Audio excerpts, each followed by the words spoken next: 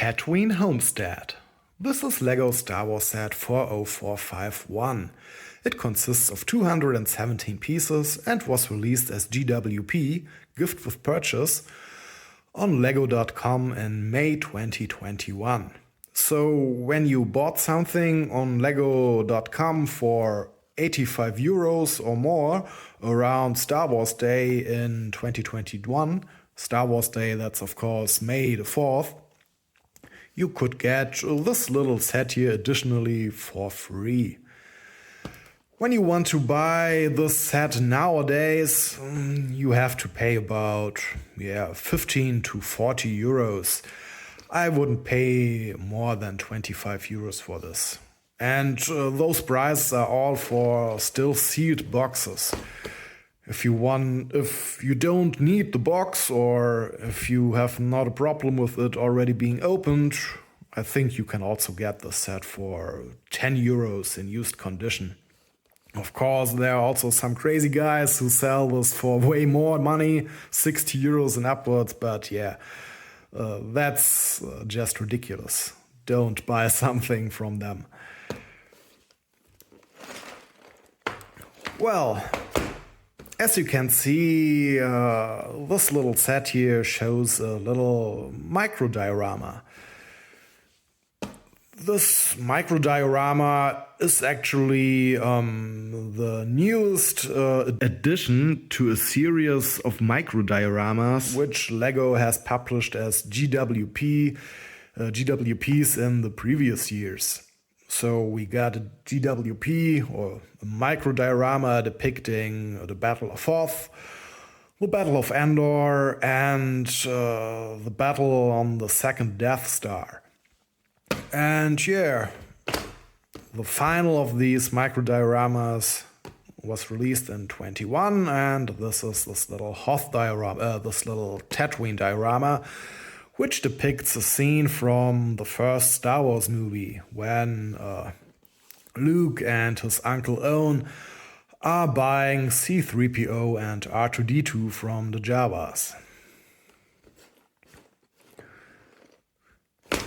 Well, I don't have actually built any of those other micro dioramas yet, but I have built something quite similar. This little set here. It's a MODBRIX set, and it's not a licensed Star Wars set, but I think it's quite clear what this build wants to depict.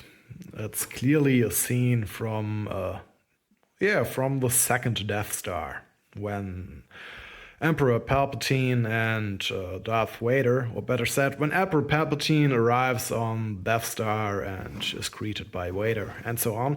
But what I want to show you here is that this micro diorama is done in the same style. So you can see we got all these people here, for example, all these stormtroopers, and they are created with the help of two 1x1 round plates. And that's pretty much the same here with this little diorama. So you can see we got several persons and droids and so on here. And they are also done with the help of round plates. Well, I think now it's time to have a look inside the box. What's quite cool about the box is that we don't have to rip it open. It's this little box which we can fold open, and that's quite cool. So let me place the camera and get a knife.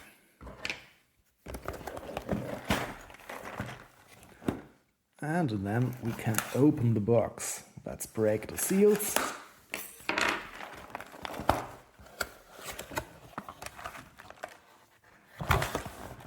All right. So inside the box we find, of course, our bricks.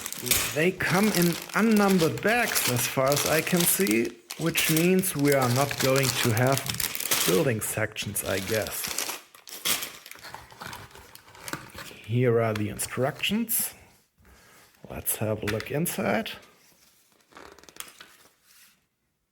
Yeah, there are no building sections. Everything just starts with step 1. Well, then I'm going to open now all the bags here and I will empty them on the table. And after that, I will start with step 1. Normally I come back to you in these kind of videos when something interesting happens in the instructions or something simply doesn't work as intended. But it's such a small set, I'm not quite sure if we will see again until I have completed the build. Well, we will find out. Step 28. We have built, the whole landscape part of our little build, and I think it's quite interesting that we have built it like this, upwards.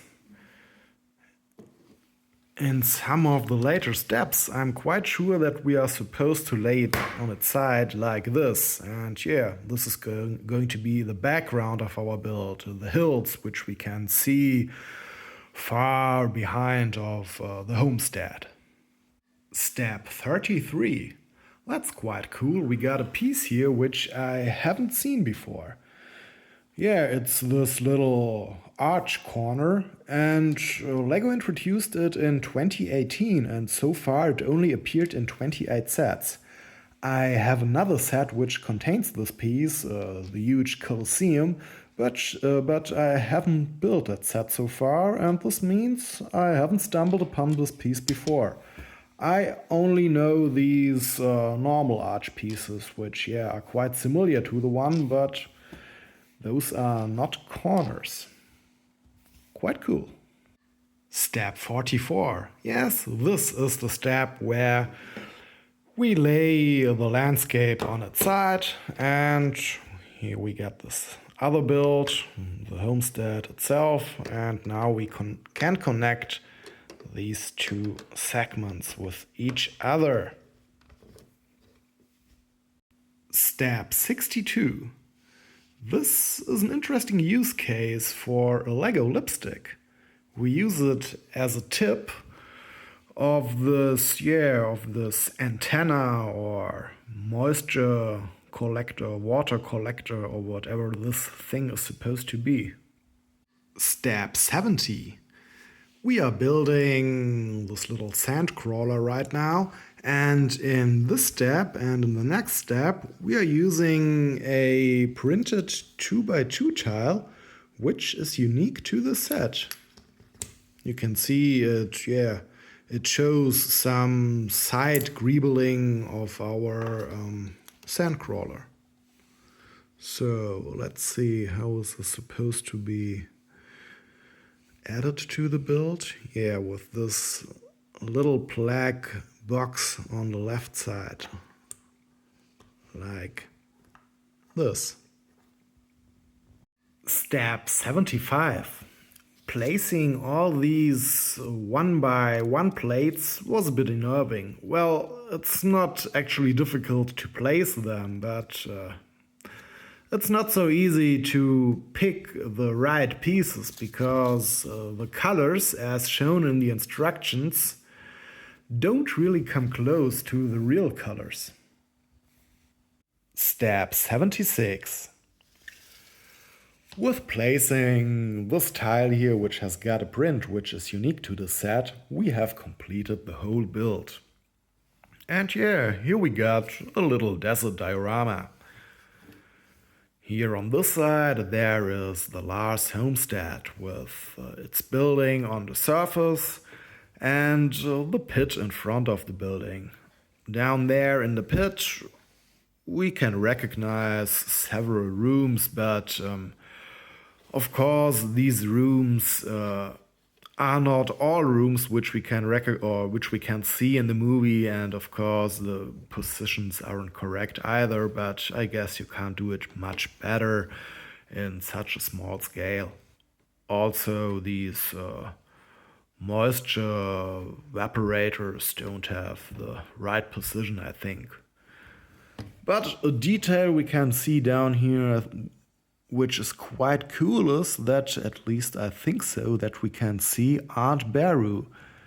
You can see those two round plates on top of each other.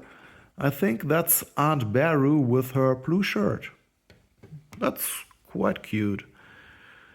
Yeah, then let's get out of the pit again.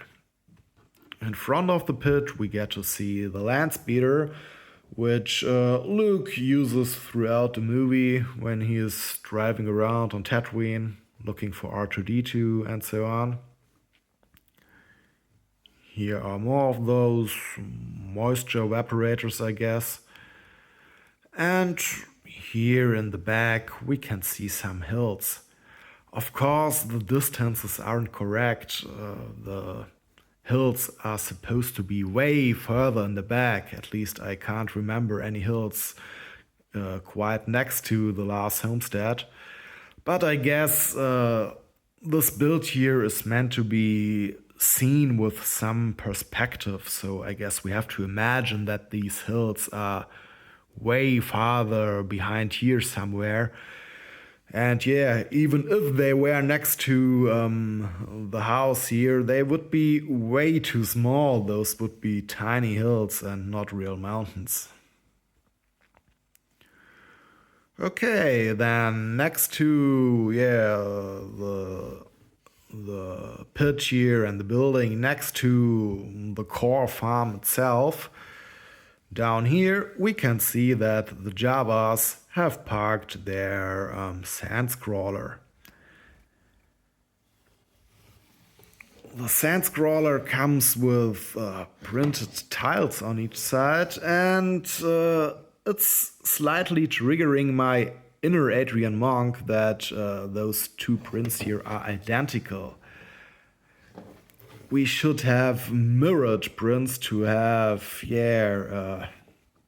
an axially symmetrical build here, but since the prints are the same, the build isn't really symmetrical. So you can see here we got this black box here, which is supposed to be a gate, I think. And next to it we get this smaller, darker box here. It's on the left side of that black gate. And now when we have a look at the other side of the sand scrawler, of course, this smaller box should be on the right side to have a perfectly symmetrical build, but once again it's on the left side. It doesn't really matter, but somehow it annoys me. I don't know why. Alright, but let's go on. In front of the sand scrawler we get to see more people. So this here is Uncle Owen Lars, and he's standing next to R2-D2. And it's quite cool that we got this 1x1 round plate in this metallic color here. Yeah, R2-D2 is really shiny here. Next to the two there is a Java, and next to the Java we get to see C3PO. And those two characters on this side here are another Java and Luke Skywalker. Of course, the scale of this whole set is a bit off.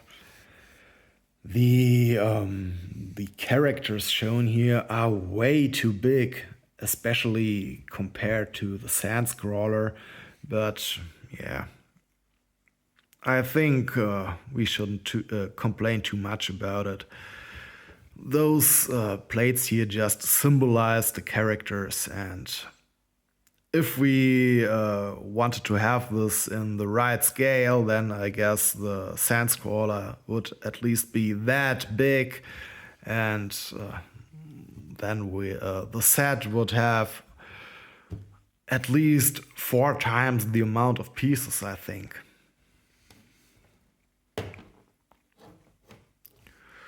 Well, the bricks, of course, work totally fine. Those are Lego bricks. They are very good quality.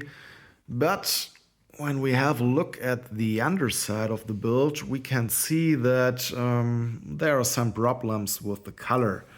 So all these 10 pieces here are supposed to be in the same shade of tan, of course, but I think it's also visible on camera that, for example, these pieces here come in different shades. It's clearly visible that these 3 pieces don't have the same color. But luckily it's only recognizable on the underside. At least for me, I don't really see this problem on the upper side of the build. At least I don't recognize it. Maybe when we concentrate enough, we can see that maybe here are some differences in the color, but nothing really to worry about. Well, it might not be a perfect set, but nevertheless, it's a cute little diorama. And if you got it for free, then there really is no reason to complain.